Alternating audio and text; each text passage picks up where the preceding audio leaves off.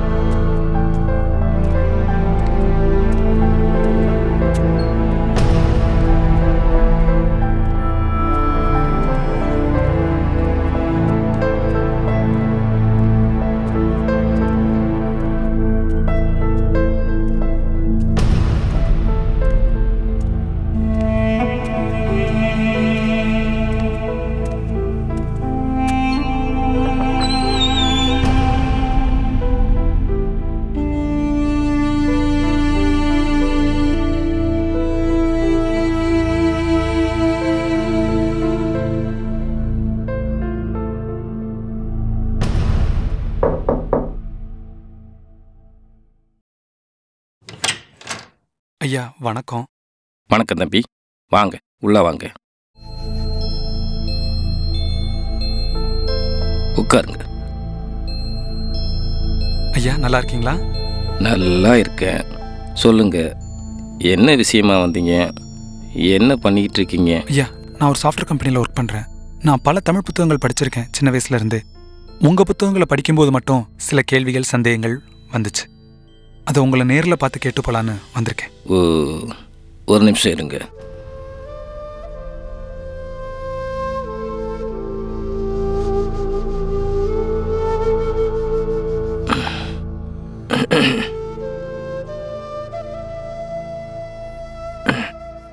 சொல்லுங்க தம்பி, என்ன சந்தேகம் உங்களுக்கு? ஐயா, நாங்கள்லாம் சாஃப்ட்வேர் இன்ஜினியர்ன்ற பேரில் வெளிநாட்டுக்காரங்களுக்காக தான் வேலை பார்த்துக்கிட்டு இருக்கோம். இலங்கை தமிழர் பிரச்சனை பற்றி நினைக்கும் போது எங்களுக்கே தூக்கம் வர மாட்டேங்குது. தமிழை உண்மையிலேயே நேசிக்கிற உங்களை மாதிரி ஆட்கள் எப்படி தூங்குறீங்க? குழந்தைக்கு தாலாட்டு மாதிரி என்னை தூங்க வைக்கிறது இதான்ப்பா.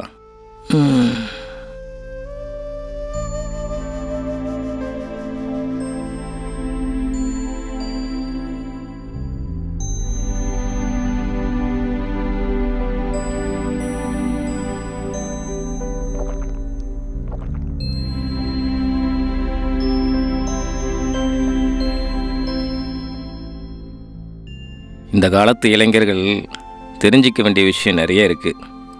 நாளைக்கு ஒரு ஊருக்கு கூட்டிகிட்டு போகிறேன். போகலாமா? போலாங்கய்யா. என்ன வரீங்க தானே? கண்டிப்பாக வர்றேங்கய்யா நாளைக்கு. அப்புறம் நான் இப்போ கிளம்புறேன்யா. நாளைக்கு வர்றேன். சரிப்பா. வர்றேங்கய்யா. வாங்க.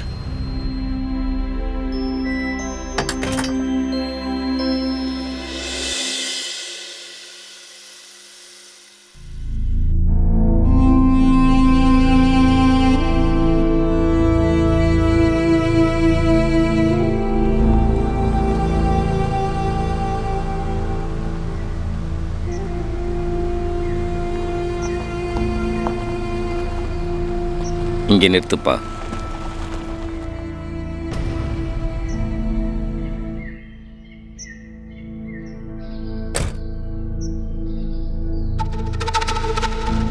வாங்க தம்பி.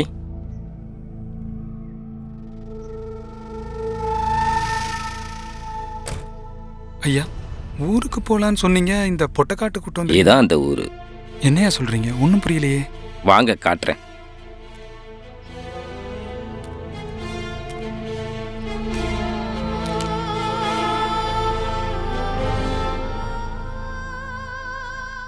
தம்பி, இது என்ன தெரியுமா? என்னங்க இது? யாரோ போகிற வழியில் மண்பானை கீழே விழுந்து உடஞ்சிருக்கு. அந்த ஓடு தானே? அது இல்லைப்பா, இது 3000 வருஷத்துக்கு முன்னாடி நம்ம தமிழ் மக்கள் பயன்படுத்தின பொருட்கள் தான் இப்படி செதஞ்சு போயிருக்கு.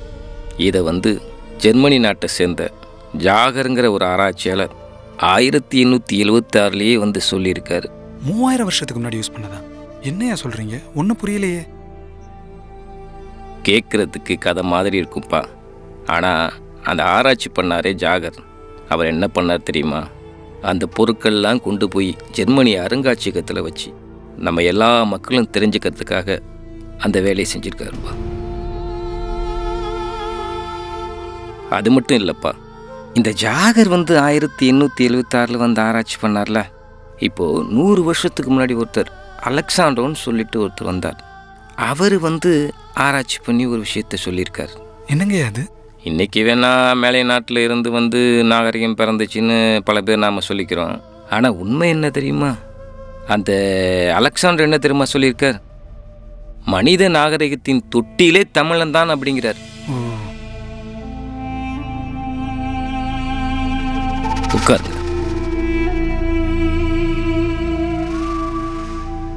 அதில் ஒரு உண்மை என்னன்னா, ஐயா, தமிழன் எங்கெங்கெல்லாம் வாழ்ந்தாங்கங்கிறதே வெளிநாட்டுக்காரங்க தான் ஆராய்ச்சி பண்ணி சொல்கிறாங்க.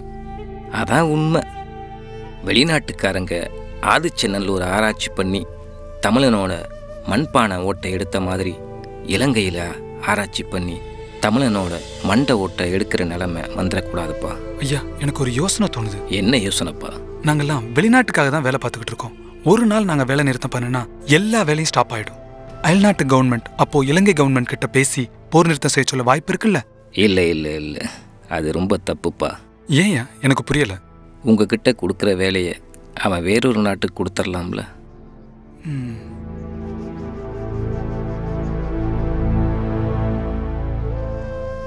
தம்பி, நீங்கள் பேசிட்டு இருந்தப்ப எனக்கும் ஒரு விஷயம் தோணுச்சுப்பா. சொல்லுங்கய்யா.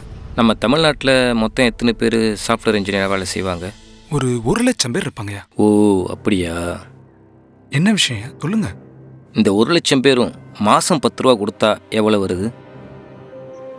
ஒரு 10 லட்ச ரூபா வருதுங்கய்யா மாதம். அப்படியா?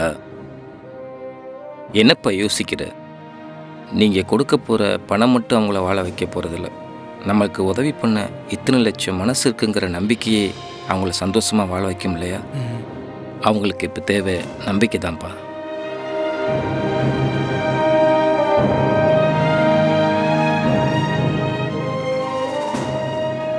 தம்பி, நான் ஒரு சம்பவம் சொல்கிறேன். சொல்லுங்கய்யா. கனடா நாட்டில் 80 வயசு மூதாட்டி ஒருத்தங்க சாக கிடக்குறாங்க. அவங்களுக்காக அந்த ஊர் மக்களே கண்ணீர் சிந்துறாங்க. 80 வயது மூதாட்டி சாக கிடக்கிறதுங்கிறது ஒரு சாதாரணமான விஷயம். அதுக்கு எதுக்கு அந்த ஊரே வருத்தப்படணும்? அது இல்லைப்பா, அந்த மொழி பேசுகிற கடைசி பெண்மணி அவங்க தான். இந்த நிலைமை தமிழுக்கோ தமிழனுக்கோ வந்துடக்கூடாது இல்லையா? என்னடா இதெல்லாம் நம்மள்கிட்ட ஏன் சொல்கிறான்னு பார்க்குறீங்களா? அதுக்கு ஒரு காரணம் இருக்குப்பா. அது என்னன்னு கேட்குறீங்களா? இப்போ நாம் 3000 வருஷத்துக்கு முன்னாடி தமிழ் மக்கள் வாழ்ந்த இந்த இடத்த பார்த்துட்டு இருக்கோம். அதே மாதிரி அடுத்த தலைமுறை இலங்கையில் தமிழ் மக்கள் வாழ்ந்தாங்களாங்கிற கேள்வியை கேட்டக்கூடாது இல்லையா? அதுக்காகவாது நம்ம இனத்தை காப்பாற்றணுப்பா.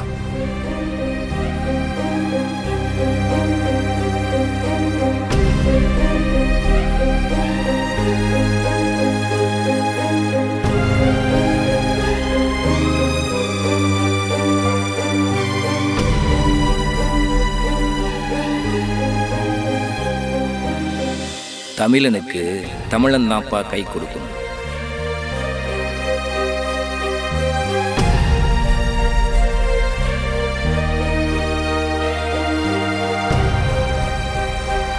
இதான் அந்த விஷயம்.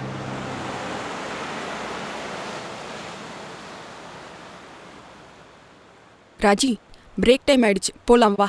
இவங்க இப்படித்தான் ஏதாவது பேசிக்கிட்டே இருப்பாங்க. யா, லெட்ஸ் கோ.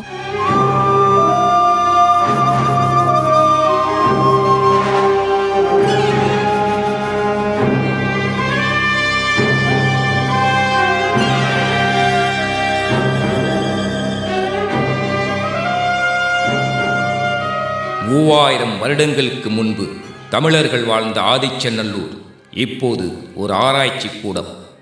அதேபோன்று நம் இனம் வாழும் இலங்கையும் ஒரு ஆராய்ச்சி கூடமாக மாறிவிடக்கூடாது.